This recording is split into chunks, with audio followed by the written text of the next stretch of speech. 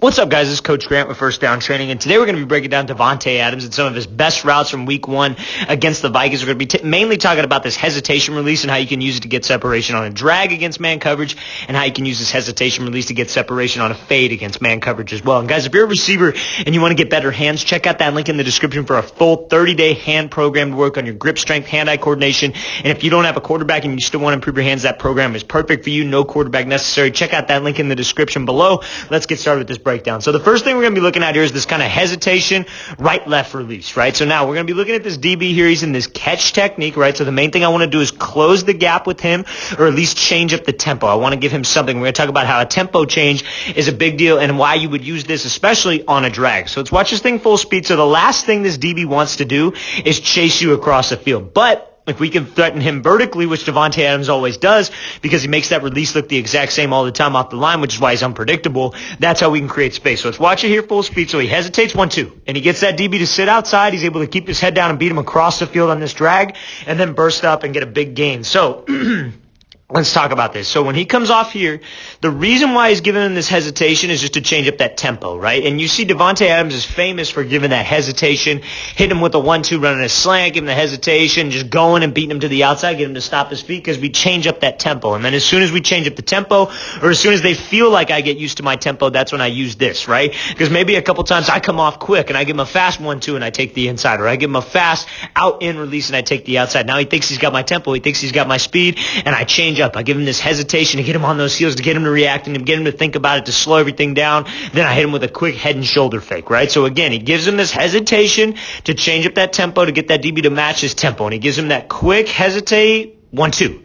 And you see how sudden he is with his feet. He's not reaching out for his cut. He's not dragging his feet. Those steps are quick, and he's just popping those two in the ground, and his upper half is what gets him some separation. That's what you guys got to understand, because that's where that DB is going to be watching. If we want him to sit on his heels or sit on this outside leg, and also we want to make sure that we use this hesitation release in the right situation, right? Because again, like, what if this is like a mesh concept, and this inside receiver's got to go over the top first? I got some time. Let's let the play develop, and then I could go underneath, right? So we know that we got to know the situation, when to use the release, not just we use it whenever we feel like it, right? Because let's say I'm in this situation and maybe I'm running a quick slant and I'm the first read and they're trying to give me this ball right now against man coverage. Maybe I don't go with this hesitation. Maybe I just hit him with a quick 1-2-3 and then I'm off, or however you want to play it. But you guys got to understand when we want to use this hesitation release. But the reason why Adams doesn't get in trouble with it a lot is because of how quick his feet are and how well he's able to accelerate off the break. So he hesitates and he gives him that 1-2.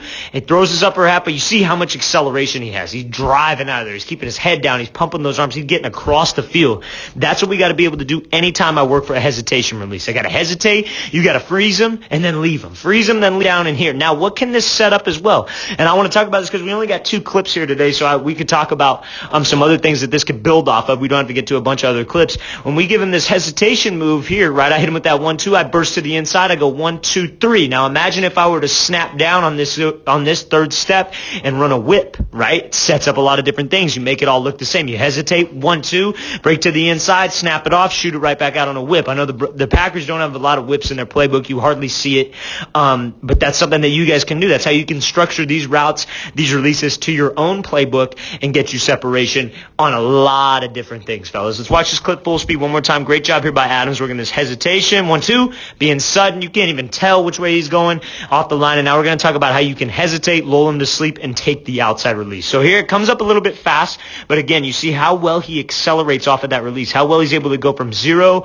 to 100 and make that catch over the top. And we're going to talk about how you can get your catch over the shoulder a little bit better. So you see how he's here, and he gives him this little skip, hesitation, and go, right? Because, like, let's say, for example, you see it sometimes too with DAVANTE Adams that this guy jumps outside and he takes away this fade, and we got to take the inside release and run a fade. You guys should be able, like I said, run every single route from either situation. You could run a fade with an inside release. You could run a fade with an outside release. You could run a post with an inside release. You could run a post with an outside release. You got to trust yourself at the top of the route, trust your reaction off the release, and just trust yourself, right? So you see when Adams comes off here, anytime we work this hesitation, we're gathering info. I'm trying to see how this DB is going to play it. Is he going to be over anxious? Is he going to shoot outside? And then I just go where he's not, right? So we give him this little hesitation. DB starts out inside shade, hesitate. He doesn't bite. He stays on that inside shade. I'm not going to force the inside release if I don't have to. And then I just burst up and take the outside, right? Now, what else can this set up? Let's talk about it. So let's say And we'll get to the acceleration and the catch in a second.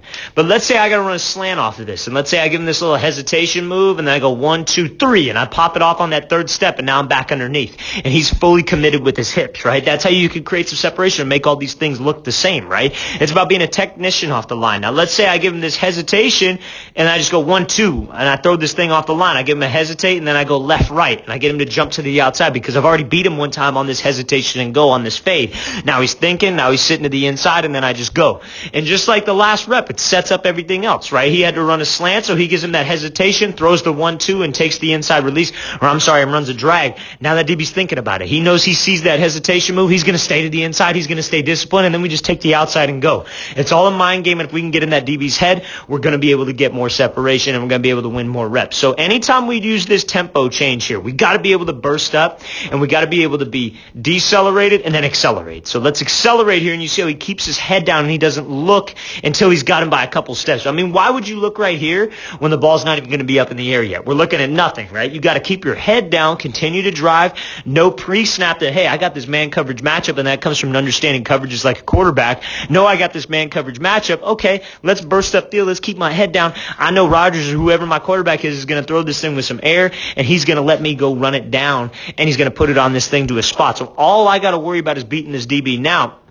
ball was a hair underthrown, I'd say, but again, still in a good spot. And this is honestly all the separation you need when you get a quarterback like Aaron Rodgers. He could just drop that thing on a dime anywhere on the field. So we got to make sure that I don't allow this DB to react too soon, right? We're looking back for the ball. Obviously, he knows the ball's coming, but he's going to be playing my hands, right? So I want my hands to be as late as I possibly can without obviously dropping the ball, without obviously making it an unrealistic catch. If you guys can be late with those hands and you could take your eyes and watch this thing and all the way to that catch right in that breadbasket, that doesn't allow this DB to have time to react. If we're late with these hands, DB can't react to this thing, and I'm able to make a play with no problem. He's not ripping through my arms here. This is a great rep by Adams. Let's watch this thing full speed one more time again. So he gives us a little hesitation, take off, keep that head down. Let's stride out. Let's get this DB by a couple steps. He knows we know where we're going. He doesn't know where I'm going, right? And another thing that I want to add to this as well, imagine if we hit him with this little hesitation go and we're running full speed like this, and I snap it off and I run a comeback, or I snap it off and I run a stop route,